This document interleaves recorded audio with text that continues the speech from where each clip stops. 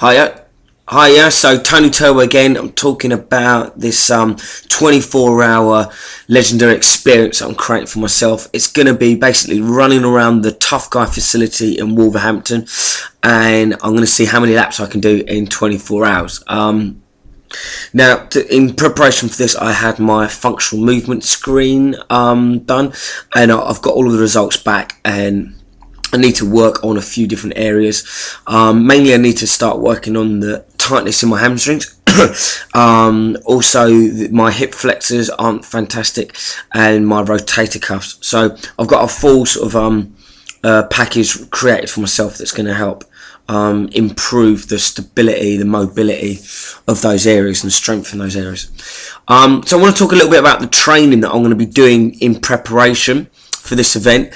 Now, going back to when I did it in January and the subsequent times that I've actually been down to the event to look at it, it seems that basically the main sort of areas that I need to work on is going to be like my strength and endurance, specifically with my legs. It's going to be about a 15-kilometer race, but it's obviously obstacles all the way around it. So I need to have sort of like that strength endurance in my legs. I need to have some miles under my legs, and I need to, have that sort of mental confidence that I can keep pushing myself for about 3 hours non-stop, which is about how long it takes to do one lap of this event.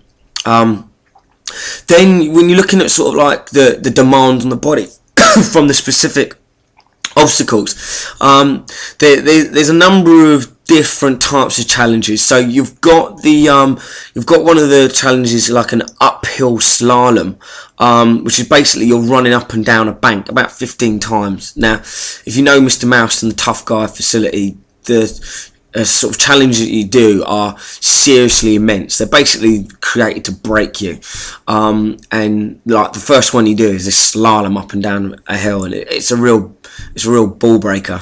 So I need to sort of apply lots of sort of uphill training in my workout. So I'll be working out where I can do that, and there's a couple of places. I can do that either on a treadmill, which isn't fantastic, but it gets it done when I'm quite busy, or I can find actually somewhere that's uphill or something that's got an ascent and descent. So I'm probably going to be heading down to Primrose Hill, which is fairly near me.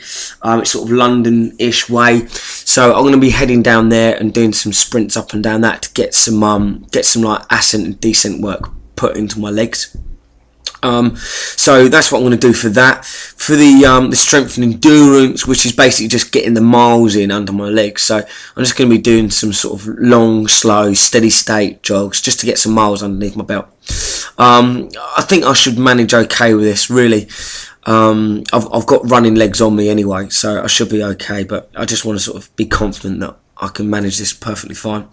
And then the next thing to think about is the sort of actual challenges, like the logs that you've got to jump over and the cargo nets that you've got to climb up. So there's a lot of upper body work that needs to be sort of like prepared for in terms of climbing up and down the cargo nets, because you're using your biceps and your lats to drag yourself up the cargo net, and especially when your legs are tired from doing the running, you really need a lot of upper body strength to get yourself over that. So I'll be doing lots of upper body strength and pulling exercises in particular. So pull-ups, one-arm pull-ups, two-arm pull-ups. I'll be doing bent over rows, bicep curls, lat pull downs, and trap work as well. So I'll be doing my shrugs, incline shrugs, upright rows.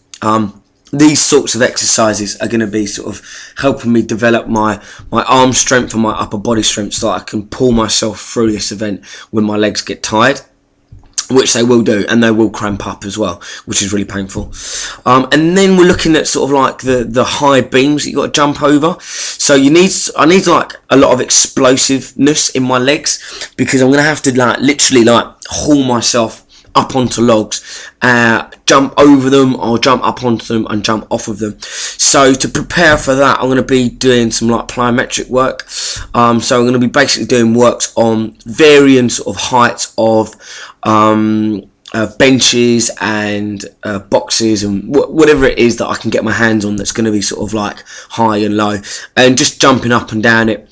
Something that I find really useful is when I'm doing sort of like city urban runs. There's always like big gates that are like closing off streets and, you know, like interstates and stuff like that. So these are really cool for like getting into like jumping over and getting into that sort of like going over heights and getting that foot movement right, getting over it. I'm not really near any forest land, so basically a lot of my training is going to be based around stuff that I can do in the gym and stuff that I can do in an urban environment. So utilising my space around me, utilising sort of like the walls around me and the climbing apparatus in sort of children's parks and cargo nets and stuff like that. And then like if we look at sort of like the other end, like the training for like the psychology, because that, I mean, this is a major part. I mean, I'm gonna be basically putting myself in and out of cold water like literally hundreds of times, which is, you know, really, you know, sort of like energy draining, and also like the electrocution and I mean, like how you prepare for that. I really don't want to do honest with you. I'm just going to deal with it on the day. To be honest with you, I'm going to just put that out there. I know Mr. Mouse says you can prepare for the electrocution by holding on to cow gates that keep cows locked into fields and stuff like that. In all honesty, I don't need to keep shocking myself. I'm just going to crack on with it. In terms of the cold and the water, I'm probably going to head down to Hampstead Heath and I'm going to do some training down there, and I'll probably spend a day jumping in and out of the ponds down there and just sort of get used to jumping in and out of the cold and recovering and getting my mind back in the game. One of the big problems that happens when you get into cold water is you get like this shock that happens and you freeze up. So this is something that I want to sort of like just be able to sort of like deal with and know that I can deal with it. And really the main thing is that mindset before you go into cold water, that you know you're going to be okay. So yeah, if I do some like some cold water training around Hampstead Heath or some ponds around me, I'll just hunt those babies out and jump in and out of them like a nutter. So yeah, if you see me in London, then that, you know, just bring a towel over for me and some hot chocolate.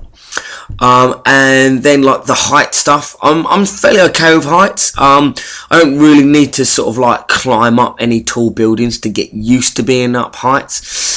I think I should be okay with that. I've done it a few times and I'm a great climber. I've always been climbing from a young age and I love going up trees, so I'll be okay with that. And yeah, I think that's sort of like that's sort of like the main stuff. So the main sort of preparation will be getting miles in my legs, because it's a 24-hour sort of endurance race I'm doing. It will be doing explosive plyometric work for sort of like the jumping activities, and lots of like upper body strength work for climbing up the cargo nets. Yeah, and apart from that, I think it's just sort of like making sure that I'm in the right mindset for this. So the next thing I need to think about is my nutrition. And I'll talk to you about that in just a moment.